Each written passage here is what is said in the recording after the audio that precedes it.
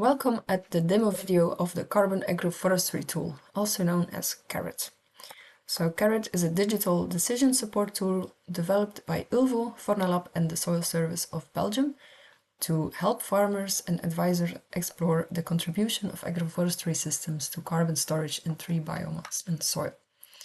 So at this info page, you can find some more information on why we developed this tool, how big the actual effect is for a specific agroforestry field, the purpose of the tool, as well as a short workflow. Further below, you can find the 3 species that are currently included in the Carat tool, as well as the target audience. In case you want to have a more scientific background on the tool, you can find some more information in our paper from last year by clicking on this link. We also want to warn you that this tool is still under development and that the results should be handled with precaution. At the bottom, you can also choose the language. You can choose between English and Dutch, but for now I will choose English. So let's get started. The first step in Carat, you have to define your field. You can either do this by select a field on the map or enter your field dimensions manually by indicating the width and the height, and then click on apply field size. So in case you want to select a field on the map, you have the possibility to select a parcel from one of the countries here indicated in black. For now, only these countries are included in Carat, but we hope to expand this in the future. So let's say we want to have an agroforestry design here close to the river. Then we select our field and click on use this field. You will see that here in the right part now your field is drawn with the accompanying field dimensions. In the next step, you select your tree species, and you can do this by clicking on one of the trees here indicated in the list.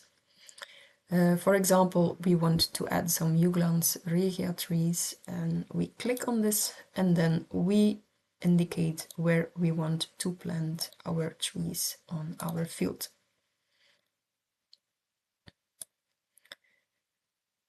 It is also possible to mix tree species within one design, and you can do this by indicating which other tree species you want to include by clicking again on the tree species and placing your trees on the field by planting them virtually.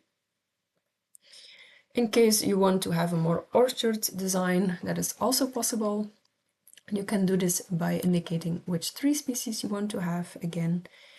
For example, we want to have some apple trees, and then you indicate the distances between the rows and click on create grid. So you will see that your grid is created now. For now, it is not possible to rotate your tree rows, but that is also something we want to include later on.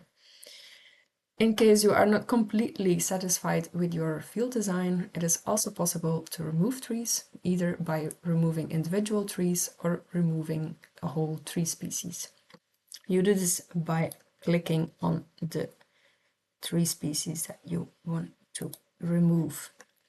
So now we have our agroforestry design.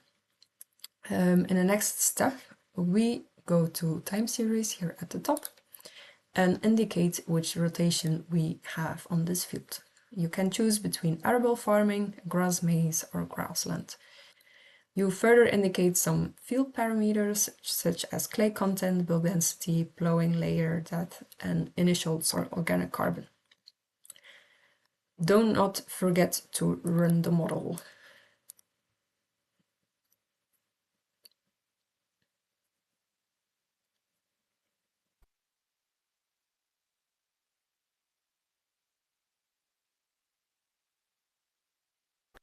So now the model has run, and here in the upper graph you can see your soil organic carbon buildup at different distances from your trees, between your agroforestry design and unconventional design. And the graph here below, you can see the carbon fractions, again, between your agroforestry design and the conventional design, again, for different distances from your tree row. Next, you can go to the raster output, and this tab will give you 3 graphs. The first one is the expected leaf fall. This one shows again your design with your tree species and where the leaves are expected to fall. You also have a graph indicating your expected soil organic carbon and your soil organic carbon increase due to the leaf fall. On the left here, you can indicate at which time you want to see this. For now, you have the possibility to expand this up to 30 years. And then your graphs here on the right will change depending on the time you indicated here on the left. So you can see again your soil organic carbon increase due to the leaf fall, and how it will change depending on your tree species as well. It is also possible to have a summarizing table where all your information is summarized throughout the years for different parameters, and it also includes a graph through the years where your organic carbon and your carbon in the trees will build up.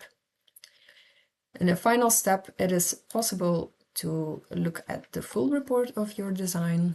This includes your information that you entered in the model, such as your chosen rotation and your chosen tree species, as well as the soil parameters that you entered. You also have a field configuration again, where you see your design with your accompanying tree species. Further below, you have a graph indicating the distance to your nearest tree, as well as the organic inputs. This is dependent on the rotation that you chose. And here below, you can also see the time series from earlier, as well as the graphs for the leaf fall, the soil organic carbon, and the soil organic carbon increase due to your agroforestry design, as well as the summarizing table from earlier and the summarizing graph. In case you want to look at it later on in time, that is possible by just clicking on this button to save your report as an HTML.